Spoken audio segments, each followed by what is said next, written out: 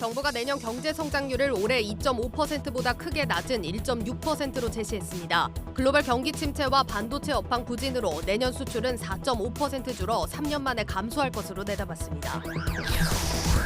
정부가 다주택자에 대한 취득세와 양도세 등 세금 중과와 대출 규제를 대폭 완화하기로 했습니다. 아파트 임대사업자 제도를 부활하고 양도세와 종부세 합산 면제에 더해 취득세 감면 혜택도 부여하기로 했습니다. 상장사 인수합병 과정에서 대주주 지분뿐만 아니라 일반 주주 지분도 함께 사들여야 하는 의무 공개 매수 제도가 25년 만에 부활합니다. 경영권 거래 과정에서 대주주에게만 프리미엄을 챙겨주던 관행에 제동이 걸릴 전망입니다. 최근 환율과 유가가 안정되고 있지만 국제선 항공료는 코로나 이전보다 더 높은 수준에서 고공비행 중입니다. 항공사들이 항공기 운항을 늘리지 않기 때문으로 내년 봄까지는 항공료 인하를 기대하기 어려울 전망입니다.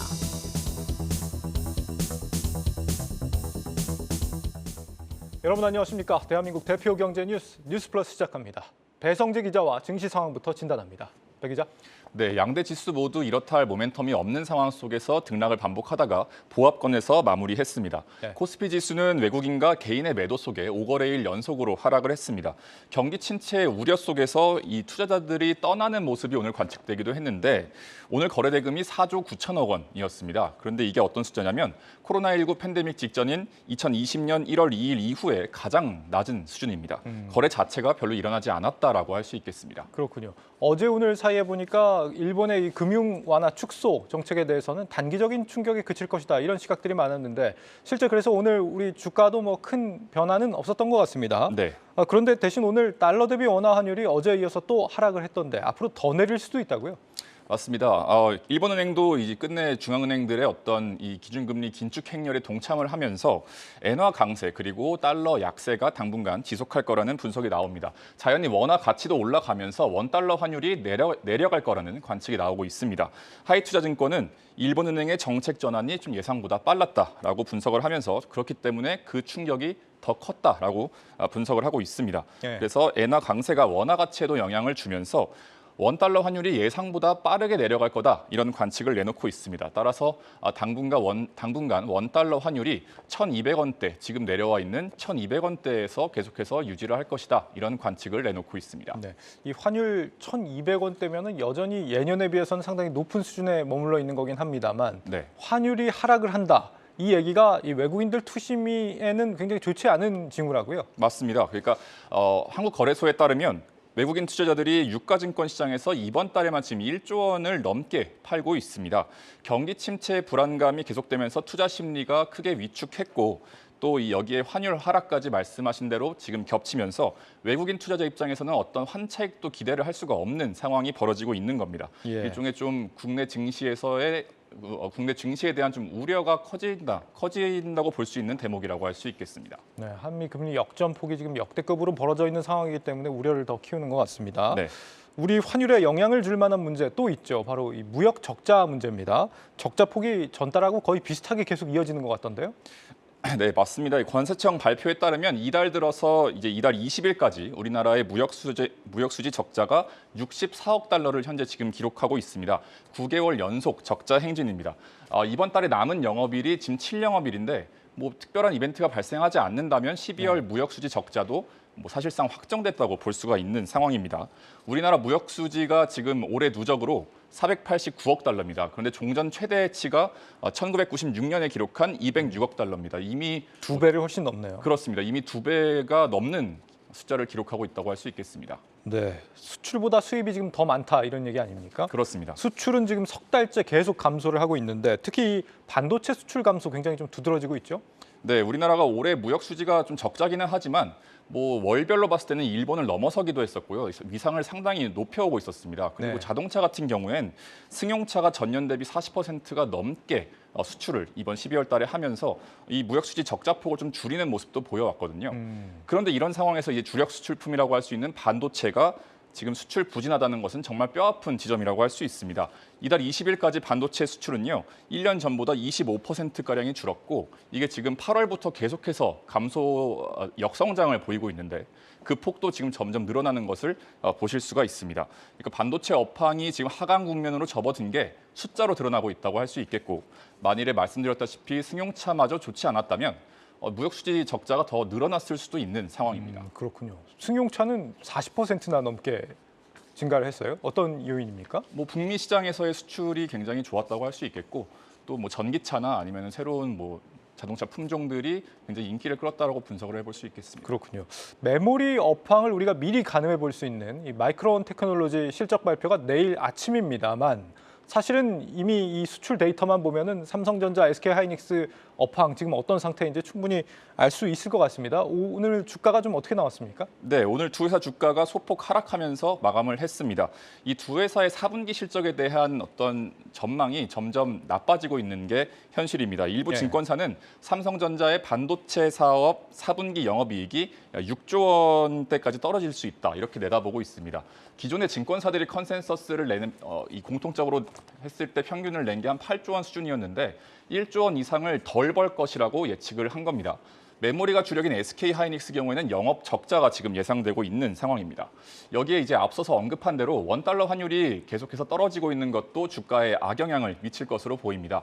실제로 이번 달 외국인의 순매도 1, 2위에 SK하이닉스와 삼성전자가 지금 이름을 올리고 있거든요. 우리나라에서 가장 큰 기업 두 곳이 역사상 최대의 위기를 맞았다라고 하는 분석이 여기저기에서 나오고 있는 상황입니다. 예, 한 가지 다행스러운 점은 중국 쪽의 리오프닝 속도가 굉장히 좀 빨라지고 있다 이런 점이거든요. 내년 1월 3일부터 이제 입국자 격리를 이제 전면 해제를 한다라는 소식이 지금 홍콩 매체를 통해서 나오고 있고 대규모 뭐 소비 쿠폰 같은 이런 경기 부양책들도 좀 기대감을 좀 키우는 것 같습니다. 네. 이러면 우리 수출에는 좀 단비가 될 수 있겠죠? 그렇습니다.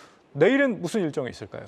네, 말씀드렸다시피 내일 오전 6시 반에 미국에서 이 마이크론 테크놀로지가 2022 회계년도의 1분기 실적을 발표합니다. 그리고 바이오노트가 코스피에 신규 상장을 하는데 동물용 진단 검사 제품 업체입니다. 주목해서 살펴보셔야겠고요. 또 한중 공동지수를 추종하는 한중 연계 ETF 4종목이 상장을 앞두고 있습니다. 주의 깊게 살펴보실 만하겠습니다. 네, 여기까지 듣겠습니다. 증시 프리즘 배성재 기자였습니다.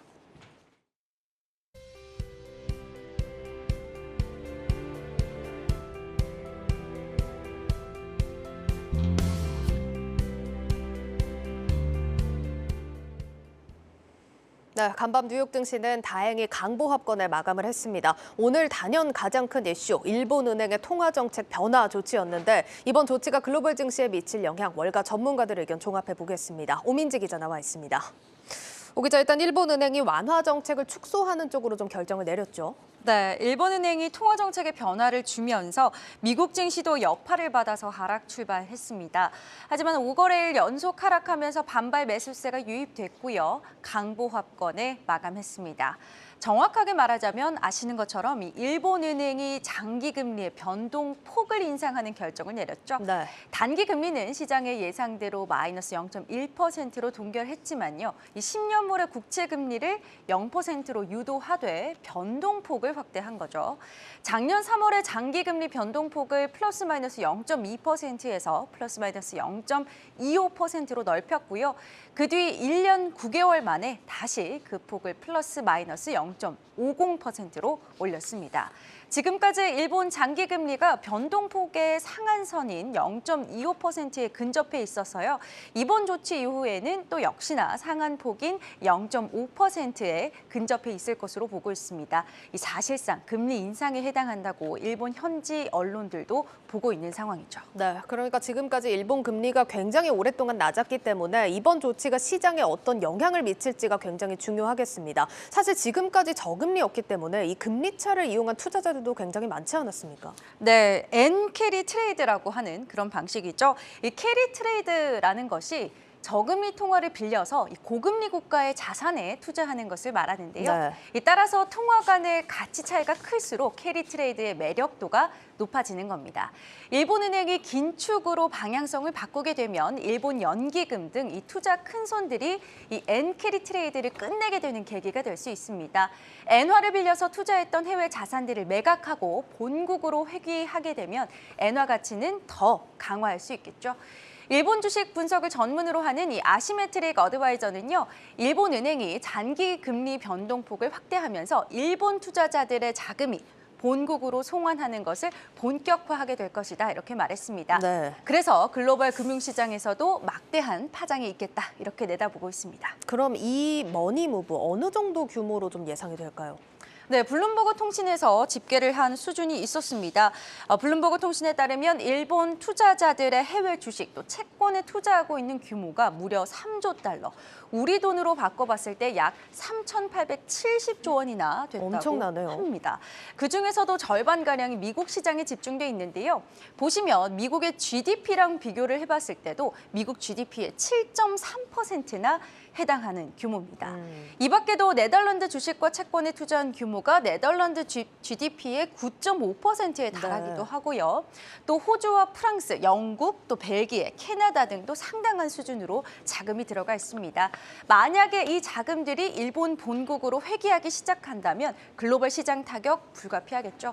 글로벌 자산 시장에 연쇄적으로 파급 효과를 미칠 수 있기 때문에 월가에서도 경계하고 있습니다. 네, 3,870조 원 규모가 정말 어마어마합니다. 이게 사실상 금리 인상이다라고 보긴 하지만 어디까지나 지금은 장기 금리 변동폭을 늘리는 수준으로 완화 정책을 축소한 단계이긴 한데 그럼 앞으로가 좀 중요할 것 같거든요. 금리 인상을 일본 은행이 좀 선택할 수도 있을지 분위기는 어떻습니까? 사실 일본 은행도 상황이 굉장히 복잡하기 때문에 좀 골머리를 앓을 겁니다. 예. 일본은 지난해에 처음으로 1,000조 엔, 우리 돈으로 바꿨을 때 약 9,700조 원이 넘는 국채 잔액을 기록했습니다. 일본의 국내 총생산, 이 GDP와 대비를 했을 때 국가의 부채 비율이 무려 256%에 달했습니다. 이걸 다시 계산을 해보면 금리가 1% 오르게 되면 일본 정부는 GDP의 2.7%에 해당하는 규모를 이자로 지급해야 합니다. 굉장히 어마어마한 부담이라고 할 수 있겠죠. 네. 다만 이 글로벌 은행들이 너나 할 것 없이 금리를 올리고 있고요. 또 일본의 물가 상승률이 절대적인 수준으로는 주요국들에 비해서 낮지만 지난 10월 소비자 물가를 기준으로 봤을 때는 40년 8개월 만에 가장 높았습니다. 지금까지 대규모 금융 완화 정책을 이끌어왔던 구로다 총재의 임기도 내년 4월에 끝나기 때문에 이 점 역시도 이후에 일본은행 행보에 변화를 기대할 수 있는 포인트이기도 합니다. 네, 일본 국채 상황 그리고 물가 상승률, 내년 4월에 있을 일본은행 내부 변화까지 좀 면밀하게 살펴볼 필요가 있겠습니다. 어쨌든 일본이 완화 정책에서 우선은 지금 한 발 물러났습니다. 엔화 강세가 좀 예상이 되는 상황인데 투자자들 어떤 전략 가져가는 게 좋을까요? 네, 일단 엔화 가치가 상승하는 시기에 주목할 만한 이 엔화 강세 수혜주를 선별해 보시는 것이 좋겠는데요. 일본의 대형 은행인 미쯔비시 UFJ 파이낸셜 그룹이나요. 또 전력, 또 가스 회사인 간사이 전력이 또 꼽힙니다. 항공사로는 일본항공 등이 있습니다. 또 해외에서 생산을 많이 하고 또 수입 의존도가 높은 기업도 주목해 볼 만한데요. 예. 니토리 홀딩스나 ABC 마트 등도 주목해 볼 수 있겠습니다. ETF로는 미국에 상장되어 있는 iShares MSCI 재팬 ETF, 티커명으로는 EWJ ETF가 있습니다. 엔화 가치가 오르고 또 니케이 지수가 반등할 때 대응할 수 있는 상품입니다. 알겠습니다. 그럼 반대로 좀 생각을 해보면 달러 측면에서는 달러 강세가 좀 누그러질 수 있는 상황인 건데 역시나 어떤 전략이 좀 유효하겠습니까? 네, 그동안에 이 달러가 강세를 보이면서 금 투자가 빛을 좀 못 봤습니다. 네. 이제는 이 금 투자에도 시선을 두실 필요가 있겠습니다. 이 달러 인덱스는 안정세를 보이고 있고요. 지난 20일에 뉴욕 상품거래소에 따르면 내년 2월물 금 선물 가격이 1,820달러 선을 웃돌았습니다. 약 6개월 만에 이 수준을 회복한 건데요. 예. CNBC는 일본은행이 예상치 못하게 이 통화 정책을 조정하면서 달러 가치가 하락을 했고 단기 대체제인 금이 주목을 받았다 이렇게 설명을 했습니다.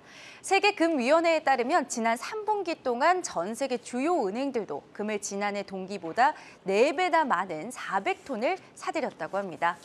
일본은행의 기조 변경으로 글로벌 시장에서도 앞으로의 엔화 움직임과 또 영향에 대해서 시장 참가자들이 주목하고 있는데요. 이 시장 상황 살피시면서 투자 전략에 참고하셔야겠습니다. 네, 글로벌 시장 상황 살펴봤습니다. 고웨스트 오민지 기자였습니다.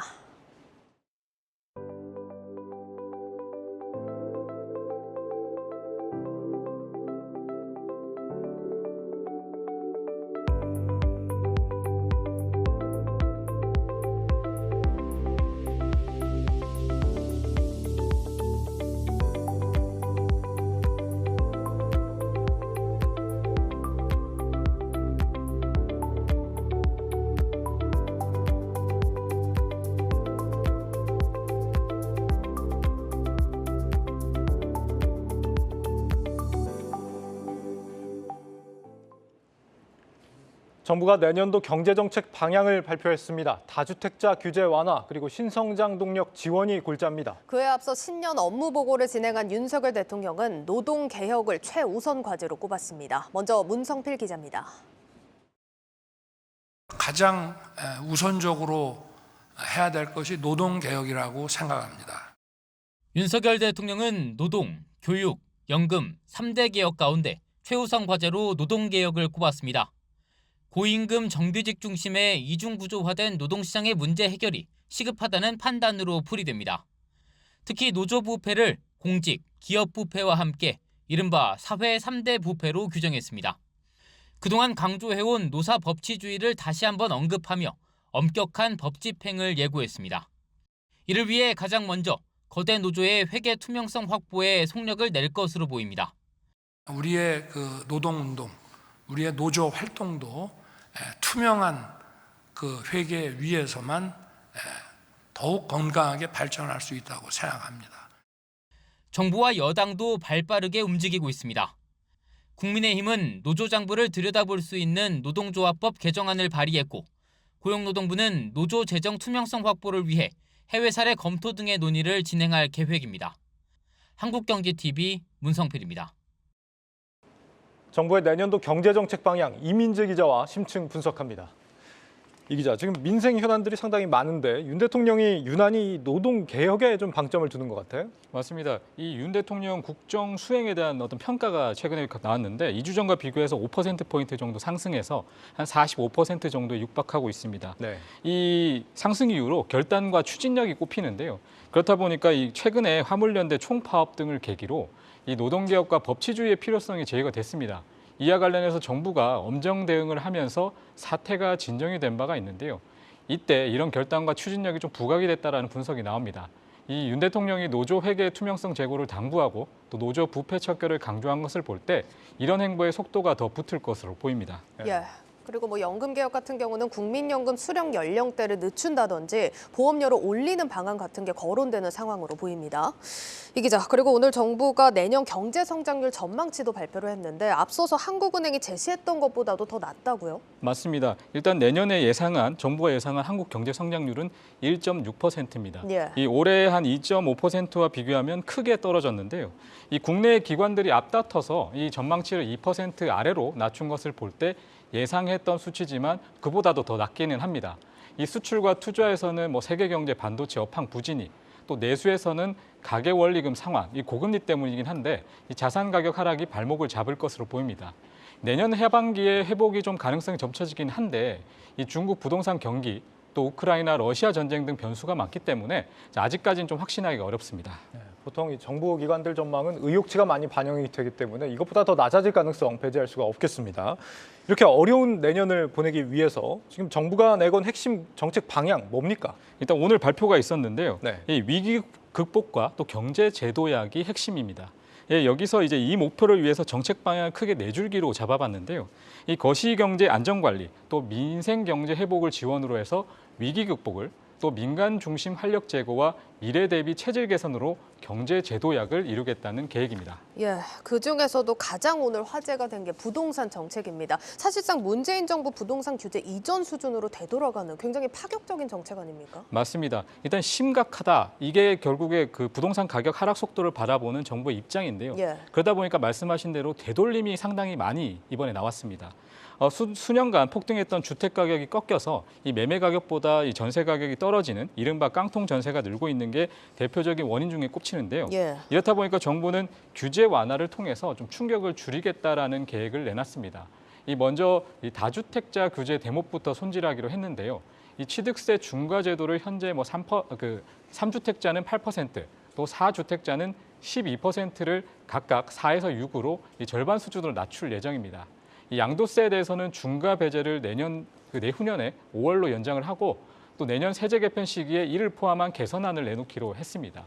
이와 더불어서 이 분양과 주택, 또 입주권, 단기 양도세율 같은 경우에는 지난 2020년 이전 수준으로 되돌리고 또 규제 지역 같은 경우에는 다주택자에 대한 주택담보대출을 해제하고 LTV 30% 상한을 적용할 방침입니다. 그러니까 다주택자들 세금을 깎아주고 대출도 좀 풀어주겠다. 이 세입자들 돕기 위해서다라는 얘기를 하는데 지금 전월세 가격이 떨어지고 있는 상황에서 과연 이렇게까지 할 필요가 있나는 좀 퀘스천 마크가 붙습니다. 어떤 평가들이 나옵니까?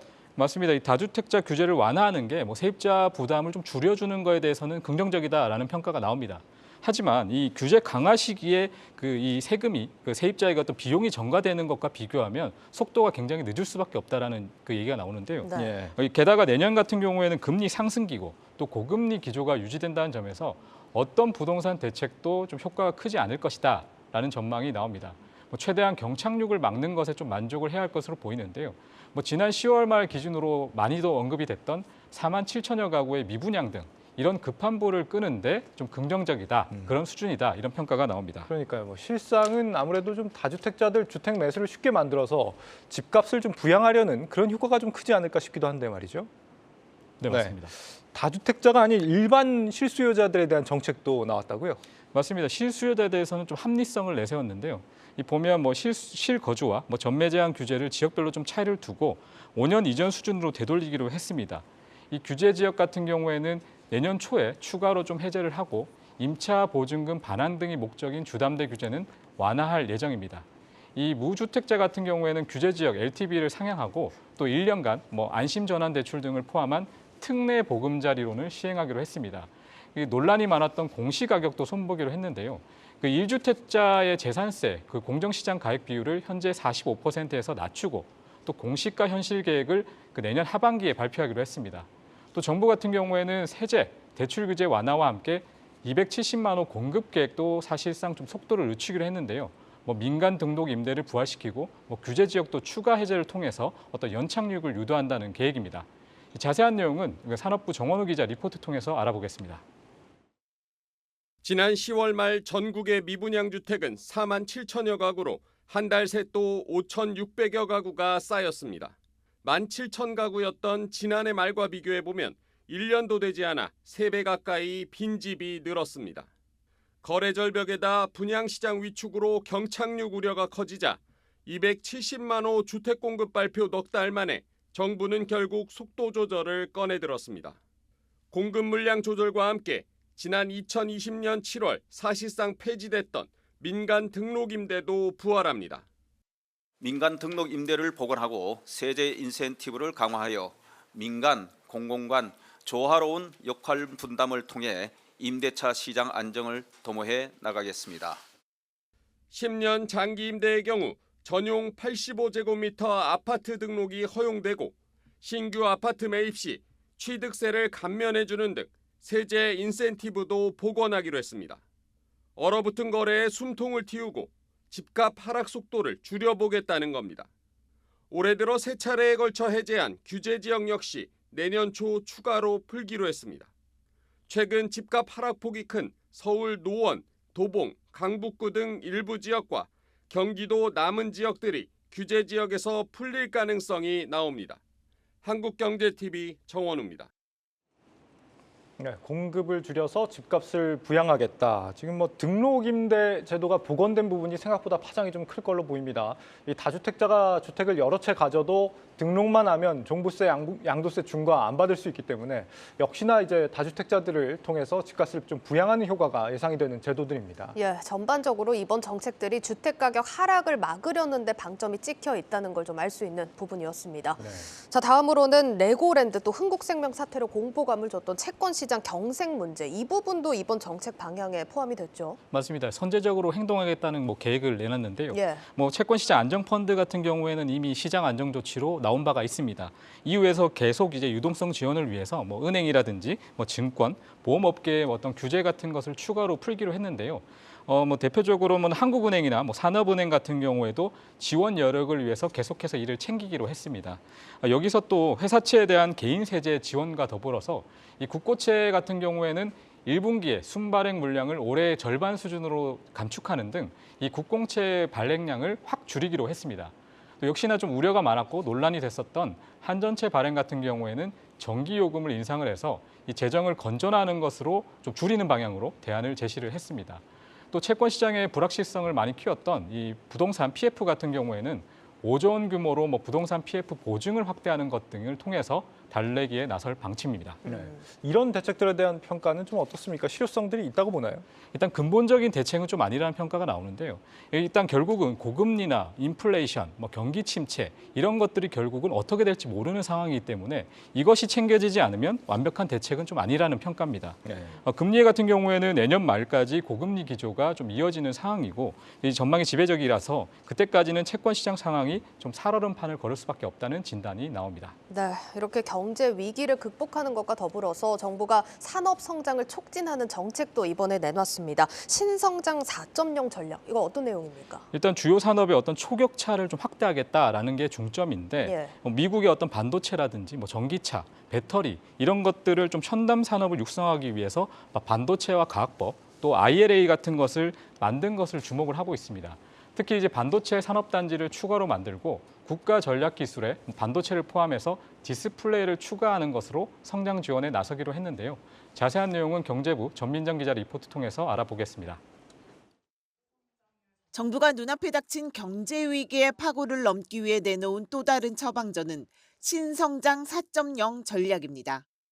우리 경제가 위기 이후 빠르게 반등 도약할 수 있도록 기업의 수출, 투자 기반을 강화하고 민간 중심의 신성장 4.0 전략도 추진해 나가겠습니다. 과거 정부 주도의 산업 육성 방식에서 벗어나 민간 중심으로 프로젝트를 추진하고 신성장 4.0 전략은 반도체와 디스플레이와 같은 전략 분야에서 초격차를 확보하고 모빌리티, 양자기술 등 미래 첨단 기술 수준도 함께 높이는 것이 핵심.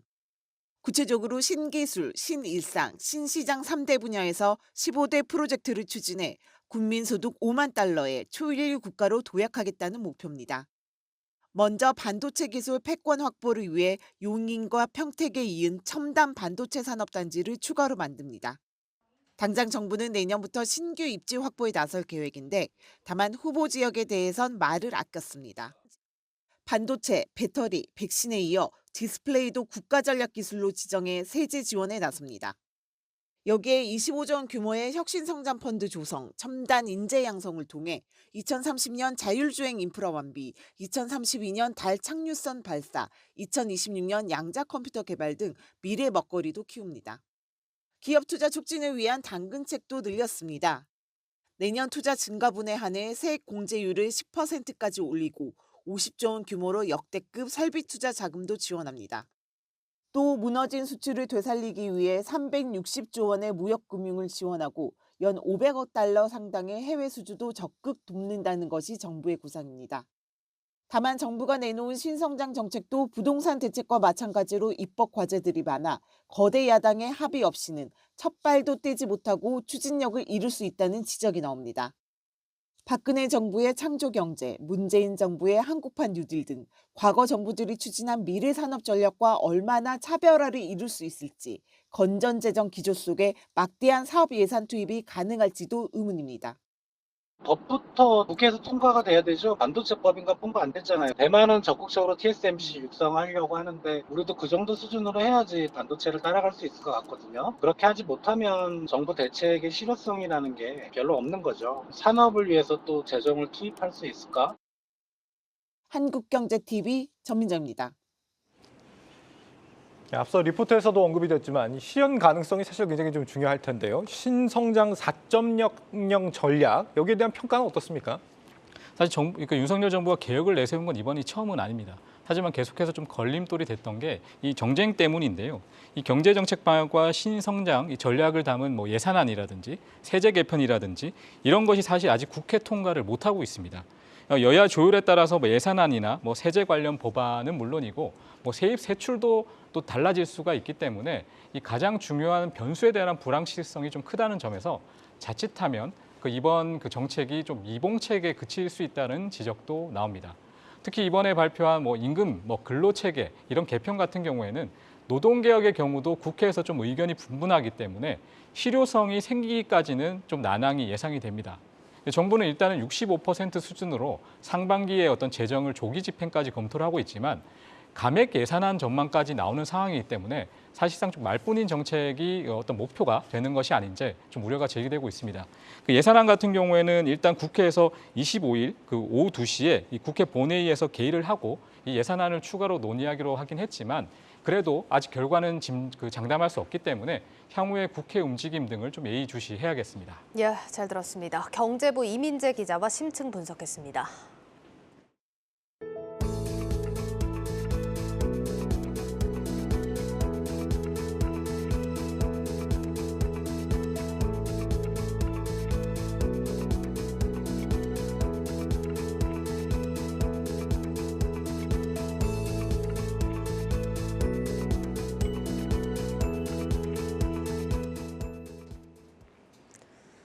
잇따른 규제 예고로 국내 온라인 플랫폼 업계의 시름이 깊어지고 있습니다. 이번 달 초였죠. 카카오 먹통 방지법이 국회 본회의를 통과한 데 이어서 공정거래위원회는 온라인 플랫폼 독과점 심사 지침 제정에 힘을 쏟고 있습니다.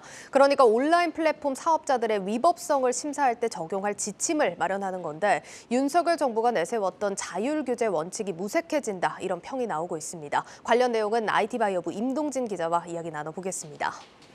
임 기자, 앞서서 원래 오늘이었습니다. 공정위가 온라인 플랫폼 독과점 심사 지침 이걸 의결할 예정이었는데 미뤄졌죠. 네, 먼저 이 심사 지침에 대해서 말씀드리면요. 이 플랫폼 독과점 지위에 대한 이 기준과 금지 행위 유형을 구체화한 공정거래법의 기준이라고 볼 수 있습니다. 온라인 플랫폼 분야의 시장 지배력 평가 기준 등은 물론 경쟁 플랫폼 방해, 또 유리한 거래 조건 요구, 자사 우대나 끼워 팔기 등 위반 행위의 구체적 사례가 담길 예정인데요. 공정위는 이해관계자 의견 수렴을 거쳐 올해 안에 심사 지침을 만들 계획이었지만 관계부처 협의가 마무리되지 않아서 회의를 연기했습니다. 따라서 내년 초에 제정이 예상되고 있습니다. 그런데 사실 심사 지침이라고 한다면 법안처럼 구속력이 있어 보이지는 않거든요. 네. 그런데 업계에서도 규제라고 좀 우려를 하는 이유는 뭐라고 봐야겠습니까? 네, 이 심사 지침은 공정위가 이 온라인 플랫폼 사업자 행위에 대해 현행 공정거래법상 시장 지배적 지위 남용 행위나 불공정 거래 행위에 해당하는지 여부를 심사할 때 기준이 되는데 법적인 효력은 없지만 법을 해석할 때 준칙으로 작용을 하기 때문에 실질적으로 중요한 역할을 합니다. 또한 온풀법이라고 하죠. 온라인 플랫폼 중개거래 공정화에 관한 법률 등 관련법 제정 움직임이 이번 심사 지침 제정을 시작으로 다시 속도를 내는 건 아닐까 우려하고 있는 겁니다.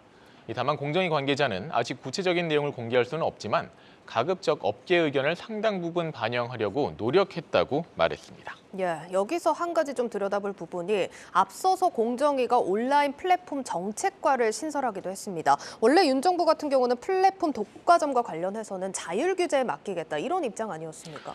네, 맞습니다. 하지만 지금 상황을 보면은 이 자율보다는 규제 쪽에 조금 더 초점이 맞춰져 있는 모습인데요. 특히 카카오 먹통 사태 이후에 정부와 국회 모두 플랫폼 옥죄기에 나서는 모양새입니다. 공정위는 독과점 심사 지침 외에도 플랫폼 기업의 인수합병 심사 기준 강화도 추진하고 있고요. 민주당의 경우에는 카카오와 네이버, 쿠팡, 배달의 민족 등 대형 플랫폼 입점업체에 대한 불공정 거래 행위를 막는 온풀법을 정기국회 22대 민생입법 과제로 선정하기도 했습니다. 국민의힘에서는 규제를 직접적으로 언급하고 있지는 않지만 독과점 제재와 감독을 강화해야 한다는 목소리가 나오고 있습니다. 그러면 이 자율 규제라는 건 업계에서는 이거를 어떤 식으로 하는 게 맞다고 보고 있는 겁니까?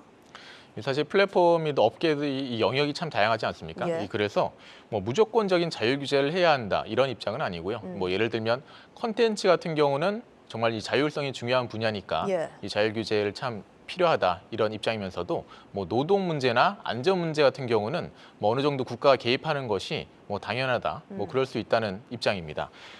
이 방식 역시 일률적이 아니고요. 위원회를 구성한다든가 아니면 협의체를 구성해서 이 자율규제 이 시스템을 만들 수도 있고요. 아니면은 뭐 독립적 감시기구를 둘 수도 있는 상황입니다. 이 시장의 상황에 따라서 이 맞는 이 방식을 선택하는 것이 또 필요하다는 것이 의견이 나오고 있습니다. 알겠습니다. 이런 부분도 좀 참고를 해볼 필요가 있겠고요. 해외 사례도 어떤지도 한번 살펴보겠습니다. 우리나라처럼 이렇게 규제를 강화하는 추세지 않습니까? 네, 먼저 유럽을 한번 살펴볼 텐데요. 유럽은 플랫폼에 각종 의무를 부여하는 법안들을 발의했고요. 내년 상반기에 발효될 예정입니다. 구글, 아마존 등 빅테크 기업들을 대상으로 하고 있는데 시장 지배력을 제한하는 것을 핵심으로 하고 있습니다. 미국도 플랫폼들이 시장에서 적절한 경쟁을 해야 한다는 관점에서 플랫폼 반독점 법안을 추진하고 있는 상황입니다. 다만 전문가들이 우려하는 건 우리나라와 시장 상황의 차이가 크다는 겁니다. 특히 유럽의 경우에는 자국 내 플랫폼 기업들을 육성하기 위해 기존 빅테크들의 영향력 확대를 제한하겠다는 의도인데 우리나라는 네이버나 카카오 등 토종 플랫폼들이 오히려 규제의 대상이 되고 있다는 지적이 나오고 있습니다. 유럽이나 미국에서 기존의 그 경쟁법 규정들의 적용에 어려움을 겪었던 것과는 달리 우리나라는 이미 플랫폼이 하는 행위들을 규율할 수 있는 환경을 갖추어 놓고 있었고요. 유럽이나 미국 같은 경우에는 소수 사업자들이 큰 비중을 차지하고 있지만 우리나라는 이제 몇몇 개 사업자들이 굉장히 이제 치열하게 경쟁을 하고 있는 것으로 보입니다. 네, 우리나라와 해외는 시장 상황에서 좀 차이가 크다라는 건데 이런 상황에서 공정위까지 몸집을 키우면서 지금 규제 강화에 대한 우려 섞인 목소리도 좀 많이 나오고 있는 것 같습니다. 그렇다면 우리 기업들 측면에서 보자면 이런 플랫폼 규제가 강화된다면 어떤 우려가 있겠습니까? 기본적으로 불필요한 규제가 생기면 새로운 서비스를 출시하거나 기업 활동을 하는데 제약이 될 수밖에 없습니다. 네. 또 특정 국가의 규제가 강화될 경우에는 해외 투자 감소, 또 자본 유출이 발생하고 국내 기업 경쟁력과 스타트업 생태계 발전에 장애물이 됩니다. 또 플랫폼에 대해서 규제를 하는 이유는 궁극적으로는 이용자들이 좋은 서비스를 낮은 가격에 이용할 수 있고 또 그 안에서 피해를 보지 않도록 하기 위한 면이 있는데요. 오히려 지나치게 옥죄게 되면 소비자 후생에도 부정적인 영향을 미칠 수 있다는 지적이 나옵니다. 예, 알겠습니다. 일단 필요성에 대해서는 뭐 어느 정도 다들 좀 인지는 하시겠지만 지금 사실 플랫폼 기업들 보면은 너무 혹독한 겨울을 겪고 있습니다. 이렇게 규제가 강화된다면 주가에 미칠 영향도 무시를 못할 것 같은데 어떻겠습니까? 사실 플랫폼 규제 논의에 대한 얘기만 나와도 네이버나 카카오 같은 플랫폼 주들은 주가가 좀 약세를 보입니다. 그렇죠. 실제 규제가 현실화되면 충격은 더 큰데요. 최근 페이스북 모기업 메타가 유럽에서 온라인 광고 시장 반독점 규정을 왜곡했다는 이유로 막대한 과징금을 물게 될 위기에 처했는데요. 이 같은 소식에 메타 주가는 이날 오후장에서 4% 가까이 급락하기도 했습니다. 또 얼마 전 김범수 카카오 창업자의 회사인 KQ홀딩스에 대해 공정위가 금산분리 위반 혐의로 고발하자 카카오와 카카오게임즈의 주가는 4에서 5%대, 또 카카오페이와 카카오뱅크는 9%대의 하락세를 각각 기록했습니다. 예, 이렇게 지금 더 큰 규제가 예고되면서 플랫폼 업계 정말 숨죽이고 있는 상황인데 내년 초 이 지침 재정 상황 지켜볼 필요가 있겠습니다. IT 바이오부 임동진 기자였습니다.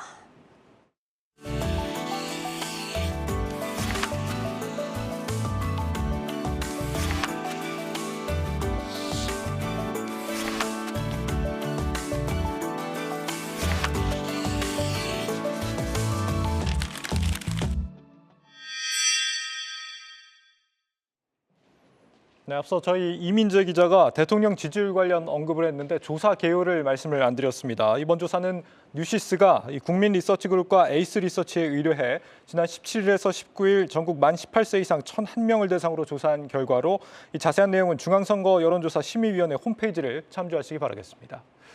상장사 인수합병 과정에서 대주주 지분뿐 아니라 일반 주주 지분도 함께 사들여야 하는 의무 공개 매수 제도가 25년 만에 부활합니다. 경영권 거래 과정에서 대주주에게만 프리미엄을 챙겨주던 관행에 제동이 걸릴 거란 전망입니다. 김종학 기자가 보도합니다. 지난해 초 국내 최대 가구업체인 한샘지분을 사모펀드 IMM 프라이빗 에쿼티가 인수한 가격은 주당 22만 원입니다. 당시 주당 11만 원 수준이던 한샘 주가의 2배에 달하는 경영권 프리미엄을 주고 지분을 사들인 건데 이후 주가는 하락하면서 소액주주들의 마음고생이 적지 않았습니다. 우리나라 상장기업의 인수합병은 지배주주 간 계약을 통해 이루어지는 주식 양수도 방식이 84.3%로 일반 주주는 지분 매각 이후 주가 변동에 고스란히 노출되는 일이 반복되고 있습니다. 정부는 이러한 M&A 절차로 인해 한국 자본시장이 저평가되고 있다고 보고 일반 주주를 보호하기 위한 의무 공개 매수 제도를 25년 만에 다시 도입하기로 했습니다. 제도의 국제적 정합성, 일반 투자자에 대한 두터운 보호 필요성, 또 주주평등 원칙 등을 감안해서 지리대리 주주와 일반 주주가 경영권 프리미엄을 공유하는 방식으로 제도를 설계했습니다. 의무 공개 매수 제도는 기업을 인수하려는 기업이나 투자자가 최대 주주와 나머지 일반 주주 지분까지 같은 조건과 가격에 사들이도록 한 주주 보호 장치입니다. 국내에선 지난 1998년 외환위기 당시 기업 구조 조정을 지연시킨다는 우려와 IMF의 요구로 폐지했다가 25년 만에 재도입되는 겁니다.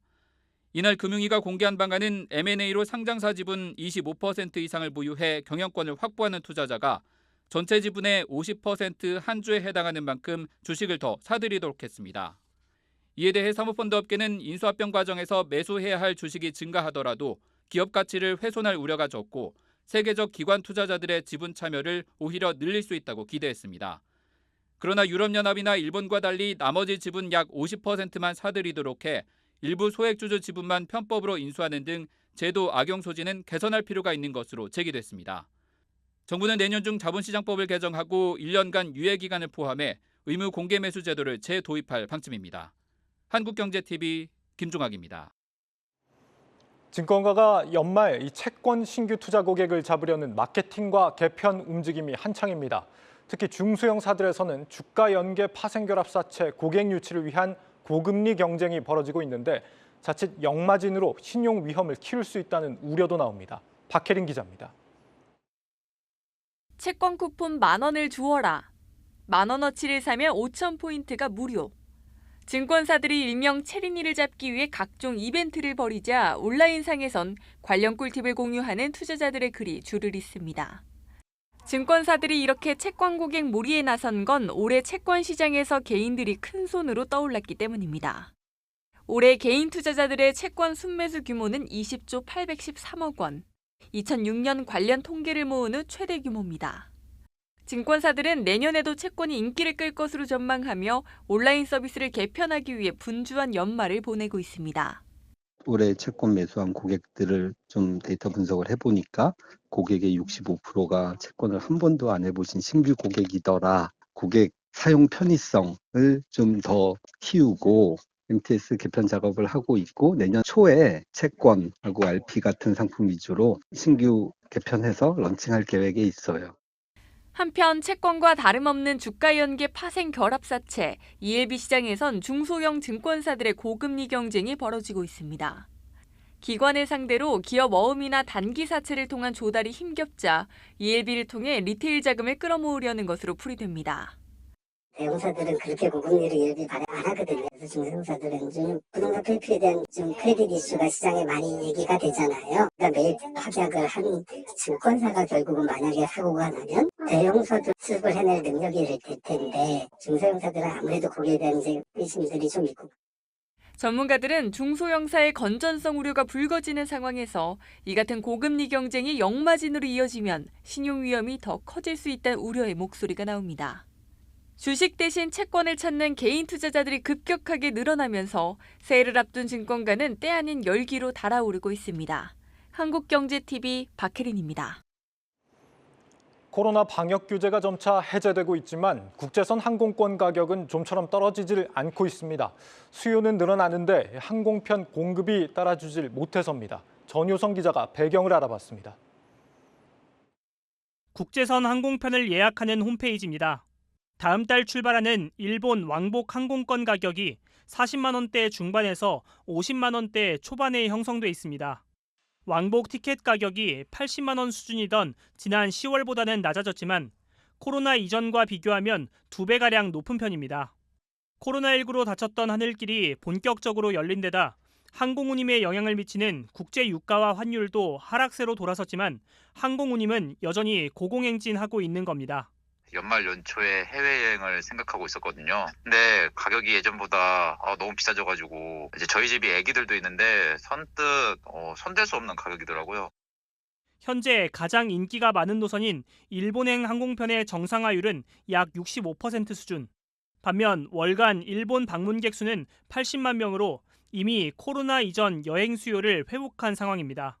엔데믹을 기점으로 폭증한 여행 수요를 항공편 공급이 따라가지 못하는 셈입니다. 실제 항공사들이 국토부로부터 허가받은 동계 운항 일정을 보면 내년 3월 국제선 정상화일 목표치는 57.5% 수준입니다. 항공사들이 증편 속도를 늦추고 있는 건데 서둘러 증편에 나섰다 코로나 재유행 등으로 갑자기 수요가 줄면 자칫 손실을 키울 수 있다는 우려가 작용하고 있다는 게 대체적인 분석입니다.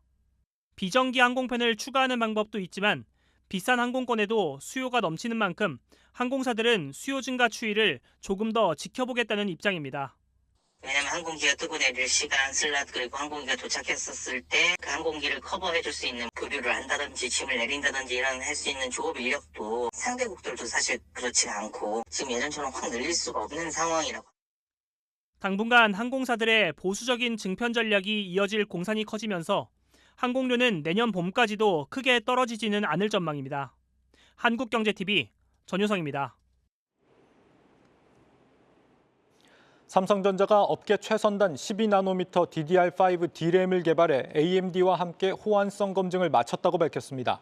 12나노급 D램은 이전 세대 대비 생산성이 20% 향상돼 웨이퍼 한 장에서 얻을 수 있는 D램 수량이 20% 증가할 것으로 기대됩니다.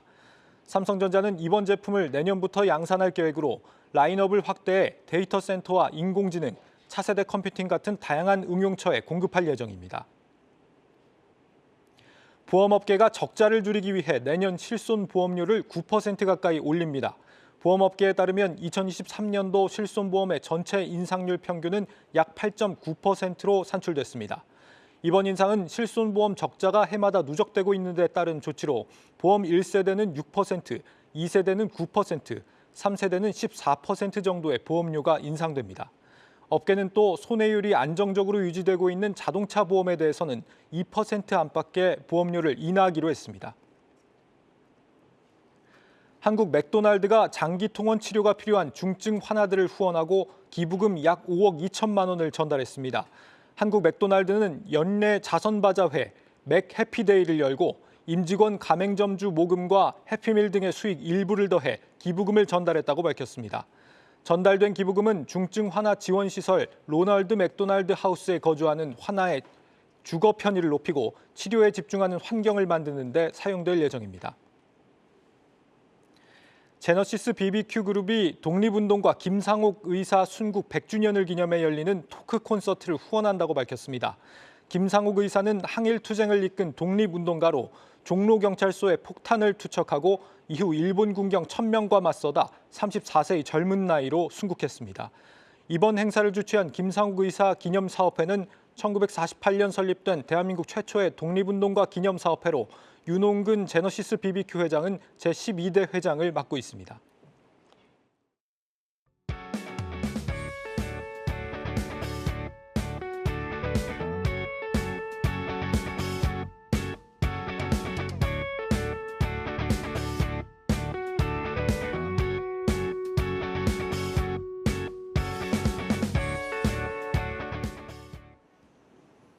내일자 한국경제신문 미리 살펴봅니다. 첫 번째 기사입니다.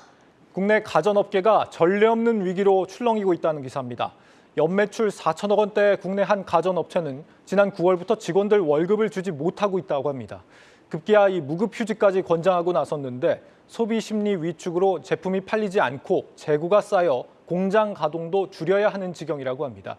올해 순손실만 1천억 원대가 넘을 것이란 예상이 나오고 있습니다. 이런 일은 다른 업체들도 비슷하다고 하는데 글로벌 공급망 악화로 가전 주요 원재료인 강철과 구리 평균 가격이 지난해보다 각각 21%와 42% 급등하면서 부담을 키우고 있습니다.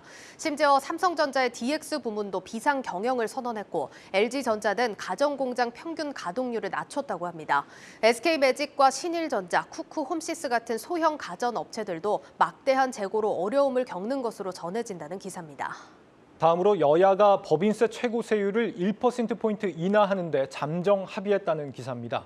여야 고위 관계자들이 모두 이런 입장을 밝혔고 대통령실의 결정만 남은 상황이라고 전했다고 합니다. 가장 큰 쟁점이었던 법인세 최고 세율을 놓고 국회의장이 제시한 1%포인트 인하안을 여야가 받아들이기로 한 겁니다. 이와 함께 법인세 최고 세율을 적용하는 과세 표준을 상향 조정하기로 했는데 이렇게 되면 상당수 대기업이 24%가 아닌 22% 법인세율을 적용받아 실질적 감세 효과가 생긴다는 소식까지 전해드리겠습니다. 뉴스플러스를 마치겠습니다. 여러분 고맙습니다.